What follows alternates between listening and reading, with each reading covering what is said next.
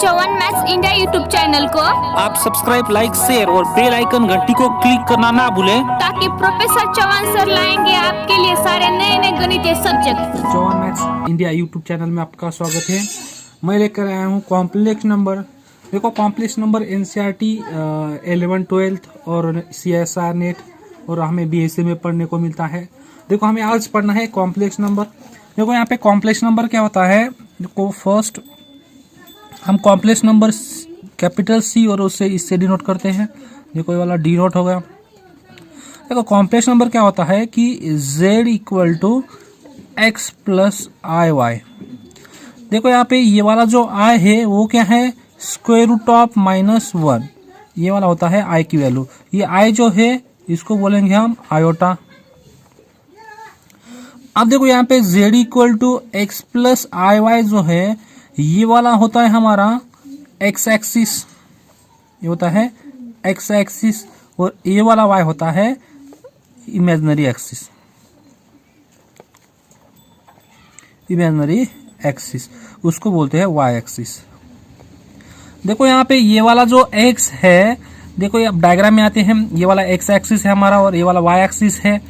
अब जो कोई ये एक्सिस पे जो होगा उसको बोलेंगे हम रियल एक्सिस बोलेंगे, और y एक्सिस पे जो होगा वो इमेजिनरी एक्सिस। देखो यहाँ पे x प्लस आई वाई में जो x होगा, जिस हम x एक्सिस लेते हैं, उसका नाम होगा यहाँ पे देखो रियल पार्ट। क्यों? क्योंकि ये रियल लाइन पे है, इसीलिए इसको बोलेंगे रियल पार्ट। और उसका दूसरा नाम है रियल एक्सिस, इसको बोलेंगे रियल पार्ट। और देखो जिसके साथ आई होगा, आयोटा होगा, उसको बोलेंगे हम इमेजिनरी पार्ट। Imaginary part. देखो यहाँ पे एग्जांपल लेते हैं। यहाँ पे दुनिया का सबसे बड़ा जो सेट है वो कॉम्प्लेक्स नंबर है। देखो यहाँ पे मान लो कि आपको z इक्वल टू मैंने 3 + 4i दे दिया है। देखो यहाँ पे ये जो 3 है, ये वाला जो 3 ये हमारा क्या है, real part. Real part equal to कितना है 3, और इमेजिनरी पार्ट कितना है, देखो इमेजिनरी पार्ट कितना है 4। जो i के साथ आएगा वो बोलेगा, हम उसको बोलेंगे इमेजिनरी पार्ट। अब देखो यहाँ पे ये वाला होगा एग्जांपल। अब मान लो कि ये z इक्वल टू 0, ये वाला कॉम्प्लेक्स नंबर है या नहीं? यस है। क्यों है? यहाँ पे देखो इसको हम कॉम्प्लेक्स नंबर बनाएंगे z इक्वल टू 0 + 0i, क्योंकि 0 इंटू आई कितना 0 हो जाएगा, और 0 + 0 0 ही हो जाएगा। इसलिए ये भी क्या हो गया, हमारा रियल पार्ट होगा, इसका इमेजिनरी पार्ट हो गया। मान लो कि z इक्वल टू 4, ये वाला कॉम्प्लेक्स नंबर है। यस है। क्यों? क्योंकि 0 + i, इसको भी लिख देंगे हमेशा। मान लो कि z इक्वल टू 3i, ये वाला रियल कॉम्प्लेक्स नंबर है क्या? यस। क्यों है? क्योंकि z को कैसे लिखेंगे हम, 0 + 3i। देखो ये वाला 0 हो जाएगा हमारा इमेजिनरी रियल पार्ट, और ये 3 हो जाएगा इमेजिनरी पार्ट। देखो यहाँ पे अगर z इक्वल टू 3 आ गया, यहाँ पे हमारा इमेजिनरी पार्ट नहीं है, तो इसको बोलेंगे प्योरली रियल पार्ट। क्योंकि यहाँ पे प्योरली क्यों है? क्योंकि यहाँ पे इमेजिनरी पार्ट नहीं है, इसलिए हम इसको बोलेंगे प्योरली रियल पार्ट। अब मान लो कि z इक्वल टू yi, यहाँ पे देखो यहाँ पे आपके साथ रियल पार्ट नहीं है, तो ये वाला हो जाएगा आपका purely imaginary part.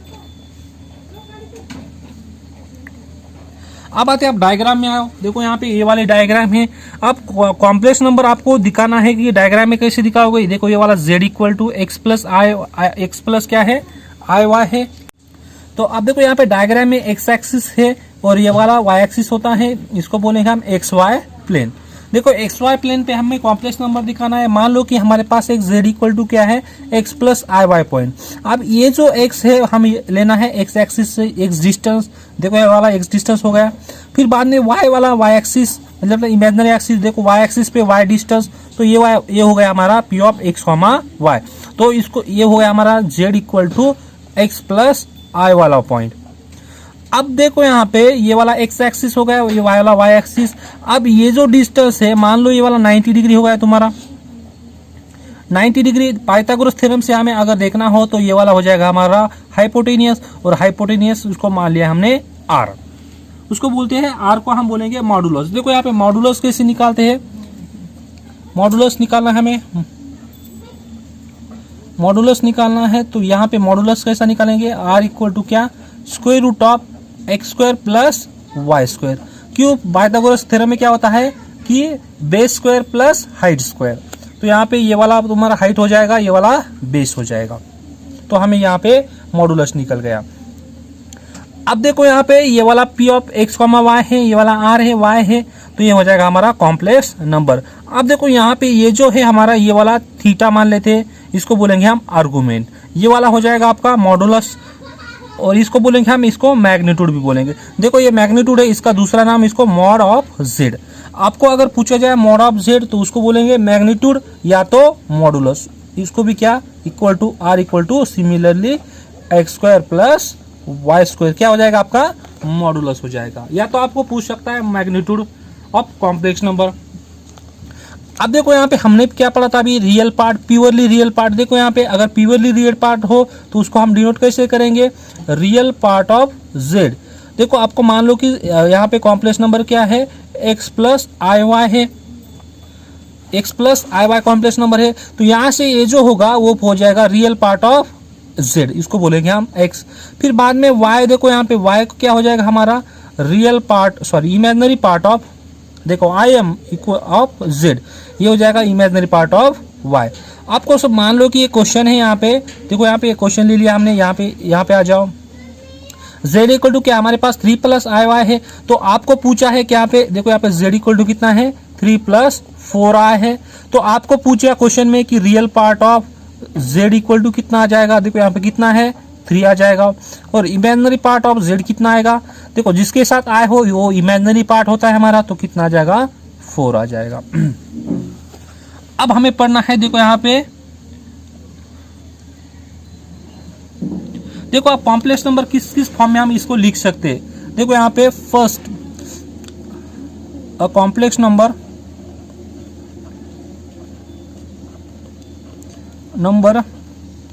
Can be represented as, देखो यहाँ पे first geometrical form, geometrical form. अब हमें देखो ज्योमेट्रिकल फॉर्म से क्या करना है, कॉम्प्लेक्स नंबर दिखाना है। तो यहाँ से देखो ये कैसे दिखाएंगे हम कि z equal to x plus i y, same ये जो डायग्राम है वैसे हम दिखाएंगे ज्योमेट्रिकल फॉर्म। अब दूसरा जो है हमारे पास वो है क्या, वेक्टोरियल फॉर्म। देखो वेक्टोरियल फॉर्म क्या होता है, या वेक्टोरियल फॉर्म क्या होता है, देखो यहाँ पे डायग्राम में आ जाओ। देखो यहाँ पे डायग्राम क्या है कि OP, देखो यहाँ पे इसको हम ऐसे लिखे vectorial form OP equal to Z, similarly क्या x प्लस आई वाई, ये हो जाएगा तुम्हारा वेक्टोरियल फॉर्म। अब जो थर्ड होगा, देखो यहाँ पे थर्ड क्या है, ट्रिगोनोमेट्रिक फॉर्म।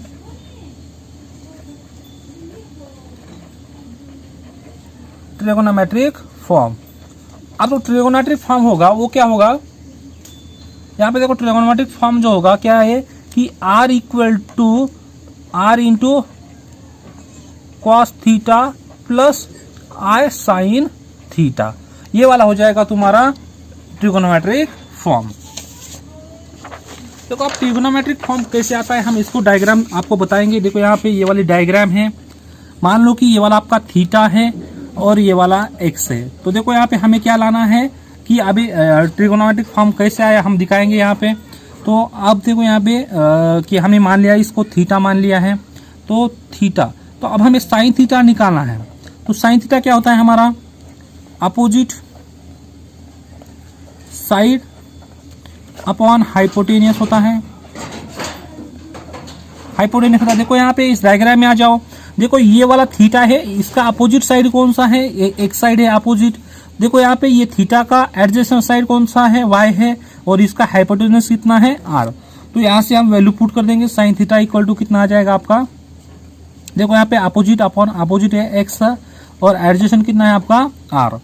तो यहाँ से x की वैल्यू कितनी आ जाएगी, देखो यहाँ पे x इक्वल टू ये वाला डिवाइड में r, यहाँ की क्या आ जाएगा मल्टीप्लाई में r साइन थीटा। फिर बाद में देखो हमें cos थीटा की वैल्यू निकालनी है, cos थीटा की वैल्यू क्या आ जाएगी, देखो यहाँ पे cos थीटा क्या होता है हमारा,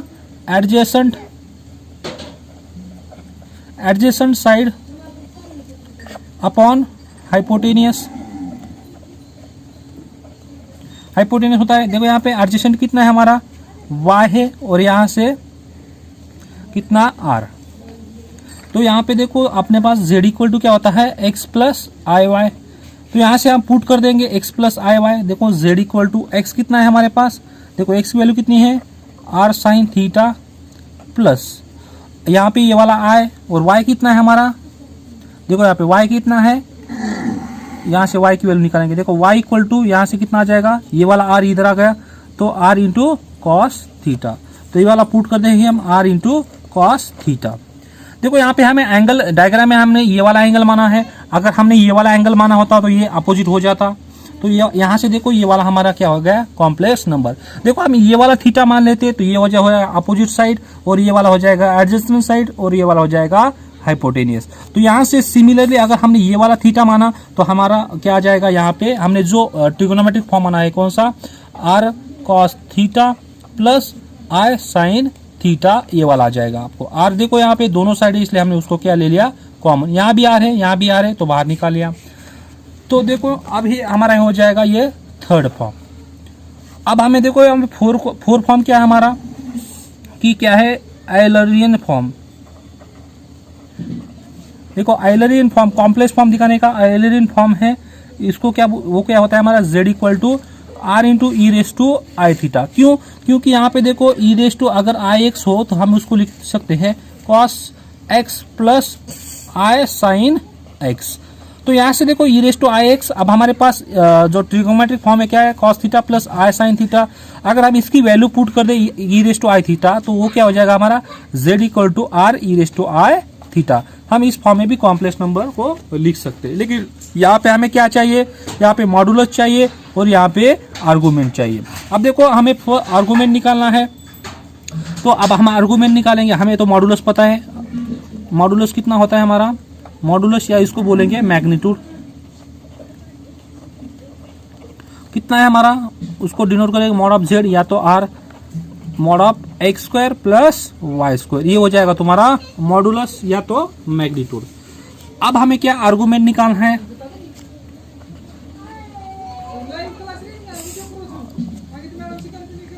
आर्गुमेंट उसको देखो थीटा बोलेंगे हम। अब हमें थीटा की वैल्यू निकालनी है तो हम देखो यहाँ पे tan थीटा इक्वल टू मान लो कितना हो जाएगा tan थीटा। देखो यहाँ पे क्वेश्चन डायग्राम में आते हैं हमारा, देखो डायग्राम में थीटा इक्वल टू, अब हमें tan थीटा की वैल्यू निकालनी है। tan थीटा क्या होता है हमारा अपोजिट साइड अपॉन हाइपोटेन्यूज होता है। तो यहाँ से देखो ये वाला अपोजिट साइड है, ये वाला एडजेसेंट साइड है इस थीटा का, तो हम यहाँ से लिख सकते हैं क्या opposite side upon adjacent side. देखो यहाँ पर अपोजिट साइड कितना है हमारा इस क्वेश्चन में y एक्सिस है और यहाँ पे एडजेसेंट x है, तो यहाँ से हम पुट कर देंगे y अपॉन x। तो हमारे पास tan थीटा इक्वल टू कितना आया है y अपॉन x। तो यहाँ से थीटा कितना आएगा, देखो यहाँ पे ये वाला tan है तो हमें थीटा की वैल्यू चाहिए, तो हम यहाँ से निकालेंगे tan inverse of y upon x। तो ये हो जाएगा तुम्हारा थीटा की वैल्यू। देखो ये वाला हो गया आर्गूमेंट, इसको हम और नाम है हमारा एम्पलीट्यूड। देखो एम्पलीट्यूड, इसको डिनोट कैसे शॉर्ट फॉर्म में, देखो यहाँ पे आपको क्या आर्गुमेंट एक देखो A R G of z equal to क्या हो जाता है आपका थीटा इक्वल टू कितना ये वाला tan inverse of y upon x। अब हमें देखो यहाँ पे एक नोट है कि अगर हम रियल नंबर में क्या होता है आपका a into B equal to कितना square root of a into B होना चाहिए, ये वाला होना चाहिए इन रियल एक्सिस में। देखो square root of a into square root of B equal to, हम यहाँ पे देखो कॉम्प्लेक्स नंबर में ये वाली जो टर्म है और ट्रू नहीं है।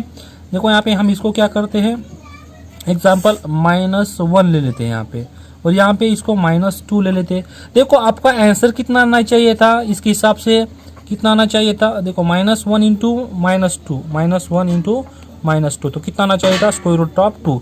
लेकिन ये वाला ट्रू नहीं है हिसाब से, तो आपका स्क्वायर रूट आना चाहिए, क्यों नहीं है, देखो हम यहाँ पे सॉल्व करते हैं।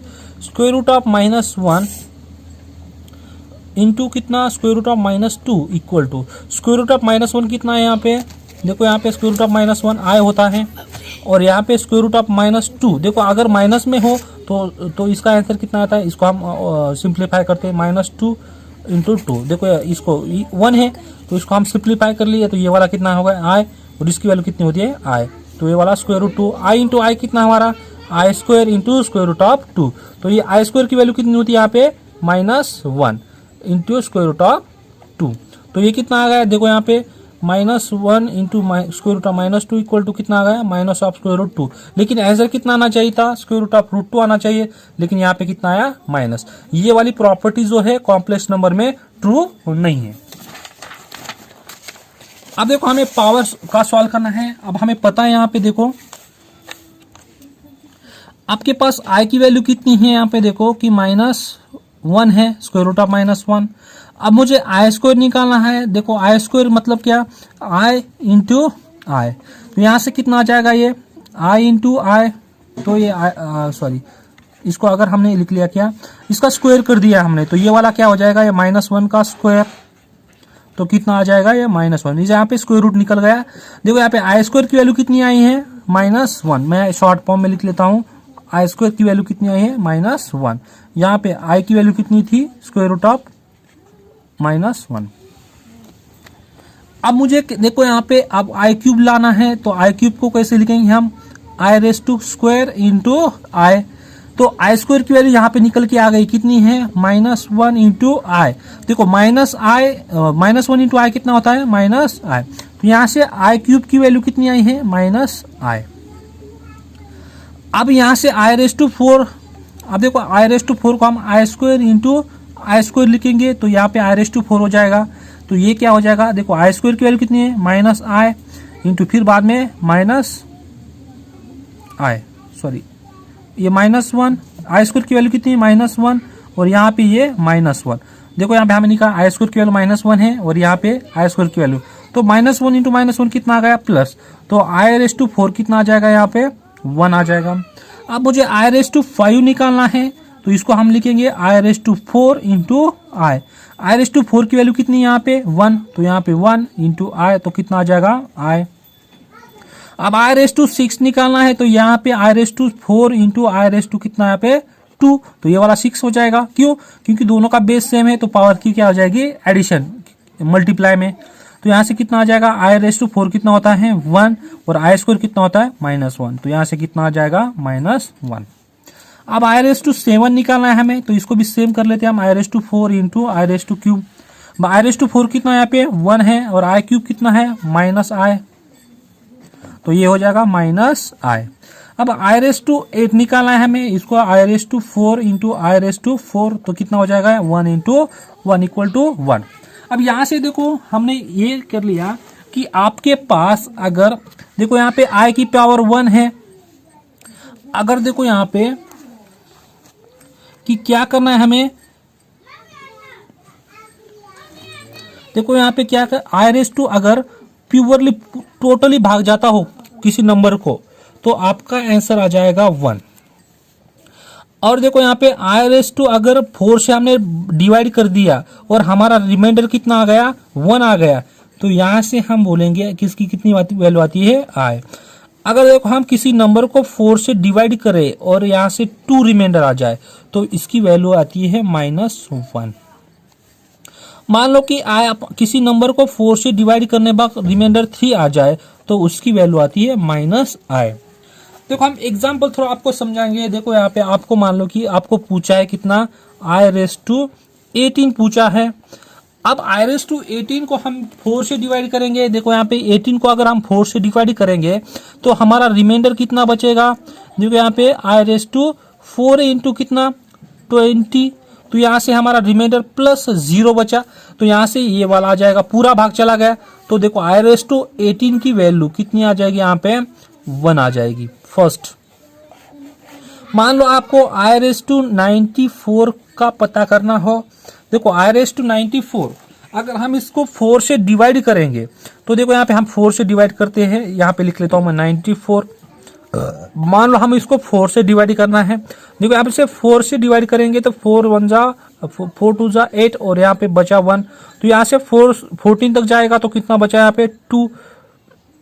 तो यहाँ पे रिमाइंडर कितना देखो 92 तक जाता है तो रिमाइंडर कितना बचा हमारा 2।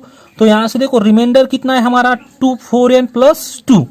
तो इसको कैसे लिखेंगे हमें देखो यहाँ पे I raise to 4 into 23 plus, तो ये कितना हो गया 92 हो गया प्लस 2, तो ये वाला आ गया हमारा, देखो ये वाला। तो यहाँ से I⁴ की वैल्यू कितनी आ गई -1।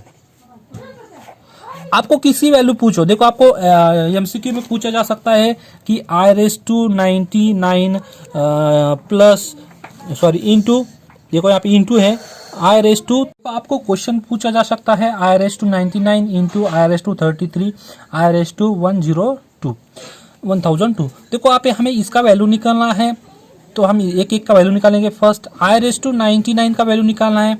देखो हमें क्या, इसके वैल्यू कैसे निकालेंगे हम, कि फर्स्ट इसका हम 4 से डिवाइड करेंगे। यहाँ पे देखो हमारे पास अगर I⁴n पूरा कंप्लीट भाग चला जाए, या तो 4 से डिवाइड करने के बाद रिमाइंडर 1 बचा हो, या तो 2 बचा हो रिमाइंडर, या तो 3 बचा हो। तो अब देखो यहाँ पे I⁴99 को कैसे लिखा सकते हैं 4 के मल्टीप्लाई में। तो यहाँ पे देखो कि हम यहाँ पे 90, यहाँ पे कैलकुलेशन करता हूँ रफ में वर्क का, 99 डिवाइड बाय 4, तो ये कितना आ गया 4 1 जा 4 2, तो यहाँ से कितना 4, तो बचा कितना यहाँ पे 3 बचा। तो देखो यहाँ पे I⁴90 को 24 इंटू 4 कितना आ गया 96 प्लस 3। अब देखो यहाँ पे 4 इंटू 24 प्लस 3, मतलब रिमाइंडर कितना आया हमारा 3।